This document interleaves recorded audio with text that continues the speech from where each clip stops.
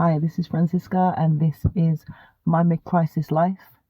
Um, so I was talking a few days ago about my son playing football and me discussing with him what sounded like um, performance anxiety.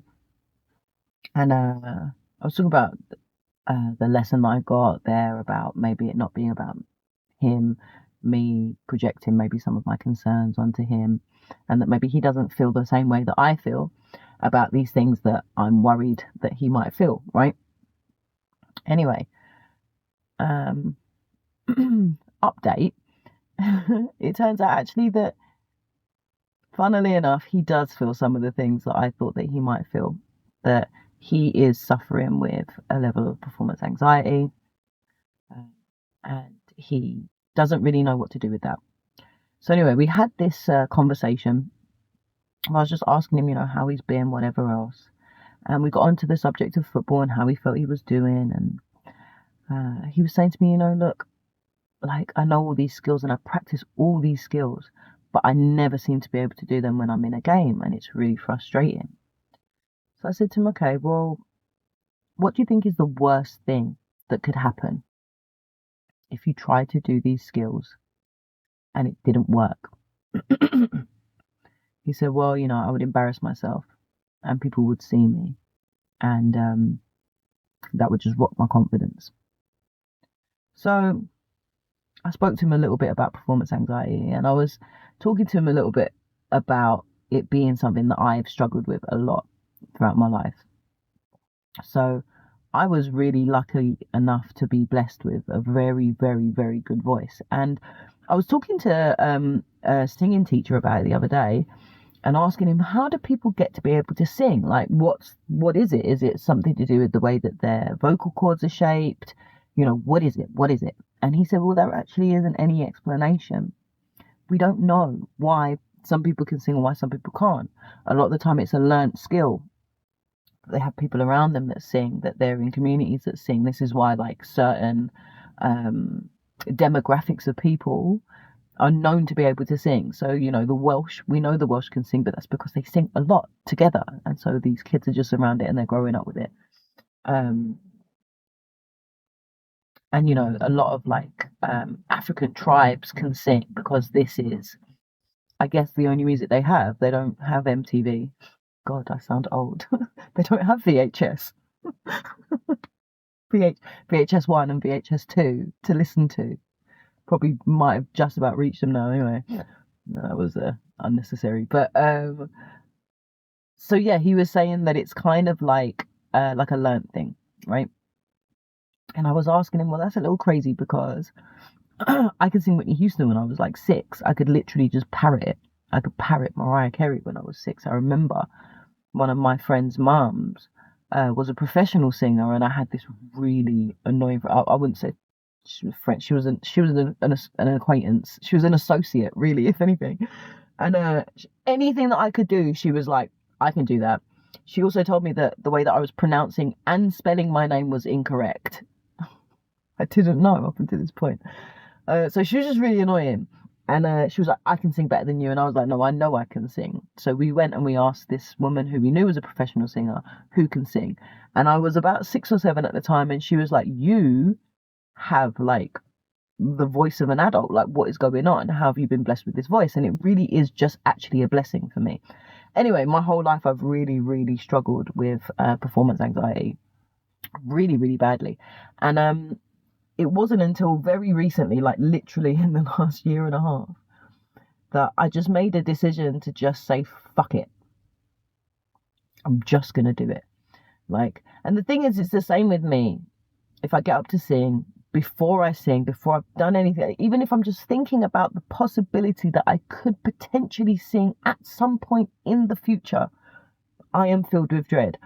And the problem is that when you're trying to sing, you need to be relaxed, right? Your vocal cords need to be relaxed. Your body needs to be relaxed. Your diaphragm needs to be relaxed. So if you're stressed and you're pent up, it tightens everything. And then it becomes like a self-fulfilling prophecy. So I'll go to sing and nothing but like will come out because everything's so tight. It's so stressed. So anyway, point is, I was talking to my son about this. And I said to him, okay, look, I don't know all the answers, but maybe what I'll do is I'll write you a list of things that you could possibly do that might help you with this performance anxiety, because you seem to be a lot in your head thinking about the possibilities of what might happen and all the ways that it could go wrong, and that's causing you anxiety, which isn't allowing you to be present with what you're doing. And when I was thinking about it, I was thinking, okay, what actually would help with that? What has helped me with this performance anxiety? So for sure, practicing is really, really important. But I was thinking about that, and I was thinking that doing something over and over again can make you feel more prepared, for sure. And it can make you more prepared, but it doesn't stop that level of anxiety on that kind of more physical level, Cognitively, you can know, well, I've done this, I've prepared, I know what I'm doing. And then it's more like muscle memory, which is really, really helpful. But it's not the be all and end all. So I was thinking, okay, maybe what he could do is he could decide to just, in his head, say, right, I'm going to try and get this one skill move in, just one. Like, forget all the others, forget anything else that I'm doing, just the most basic thing. Let me take it back to basics. And if I can try and get that in, then that means that's a win. Because the minute that you start having one win, your body's like, oh, I like that. I can do that. Let me do it again, right? And then that compounds and compounds, and like compound interest creates a narrative in your head where you're like, oh, okay, I can do this. So I was thinking that was another option. And I was thinking also about the fact that, amazing, thanks. And I was just went to charge my car. So, but I was also thinking about the fact that, what was I thinking about? Can't remember now. Yeah, I was thinking about the fact that actually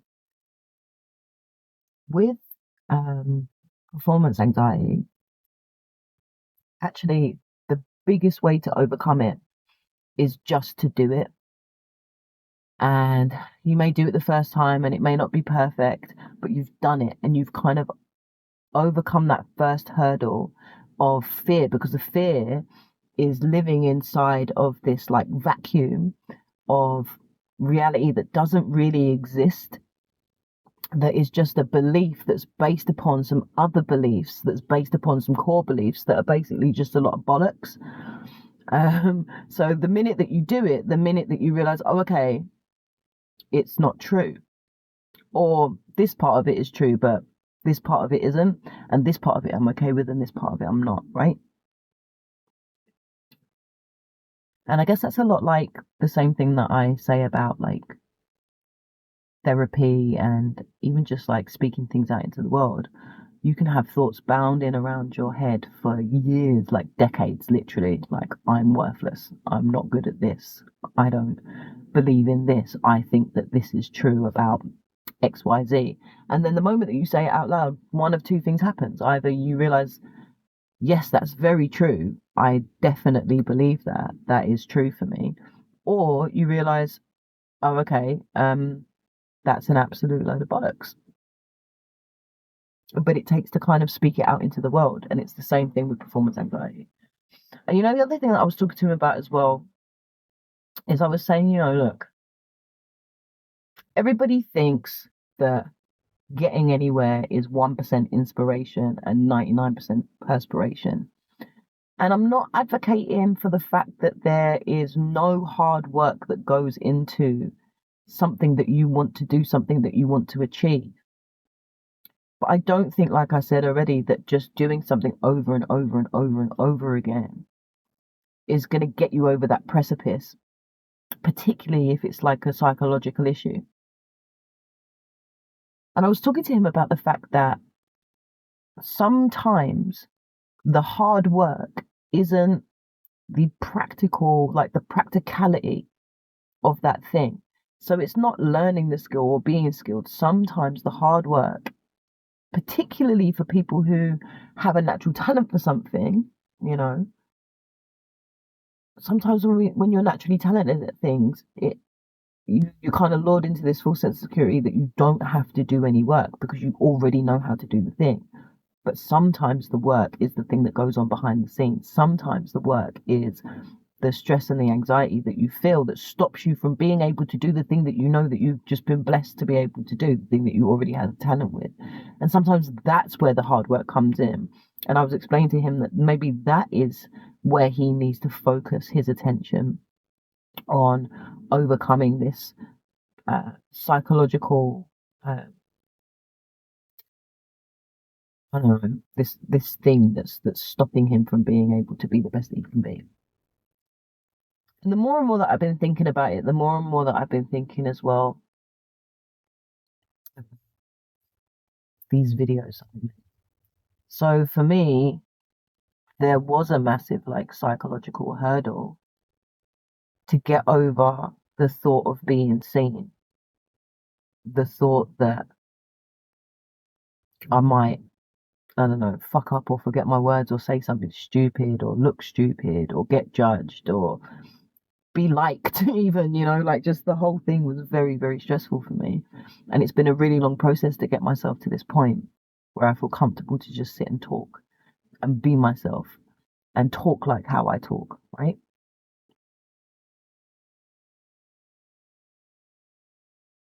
And I was thinking, yeah, about the performance anxiety that I have around these videos. That was the point. Um, and it dawned on me the other day because I'm always trying to figure out what am I doing? Why am I doing this for? Why? What's the point? Like, is it to have the infamy? Is it to have financial benefits? Is it to have a life where I don't have to get up and do a 9 to 5 and I can kind of not be plugged into the system? Like, what is it? What is it? And it came to me the other night when I was thinking about it, and I realized actually what it is I just want to be creative. I just really, really like being creative in various different ways, in a myriad of different ways. I like to be creative. I like to draw. I like to sing. I like to dance. I like to write. I like to develop something and create things. I like to be around creative people. I love to have creative conversations because I like to um, add to the world, right? And you add to the world through creation. It's not like a retractive thing, right? And I guess the whole point of what I'm saying is that realizing that actually that desire to create allows me for sure to be present to the purpose of creation, not the thing that I'm creating, not how well it's being created, not whether anybody else is going to enjoy my creation, but just being present to the purpose of creating. And I think that that can be used and that can be applied in so many different ways because I know that people feel anxious about all sorts of different things, whether or not it's standing up on a stage and talking to people, singing in front of people, playing in a football match, sitting in your car recording videos, or whatever it is that might be something that feels like overwhelming or something that feels difficult to overcome. And I think if we can just focus on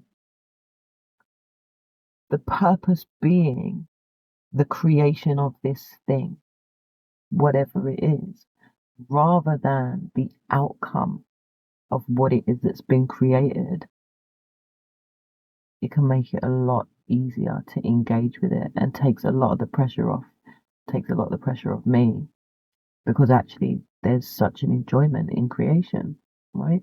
So whether what you're creating is like, a report for work or financial statistics or I don't know, data entry, like whatever it might be, I think to enjoy it for what it is really important. I think that's pretty much what I'm trying to say. That's the gist of it. So yeah, something that I feel grateful for. Something that I feel grateful for in this moment.